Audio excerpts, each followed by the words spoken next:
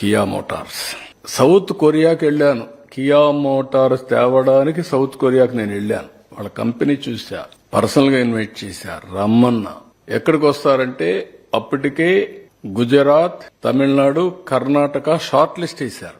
నేను ఛాలెంజ్ గా తీసుకొని మీరు నా దగ్గర రమ్మంటే ఓకే మీరంటే నమ్మకం ఉంది కానీ అంటే మా సెక్రటరీలు అదే పని పెట్టాను. మా సెక్రటరీలు ముందుగా చైనాకి పోయి వచ్చారు, ఇదే సౌత్ కొరియా పోయి వచ్చారు. మళ్ళీ నేను పోయాను. వచ్చారు. మేము బెంగళూరు దగ్గర అయితే వస్తామన్నారు. ఓకే మీరు రండి ఇస్తా అన్నా. మీరు రమాందర్ నీళ్ళు ఎక్కడ అన్నారు.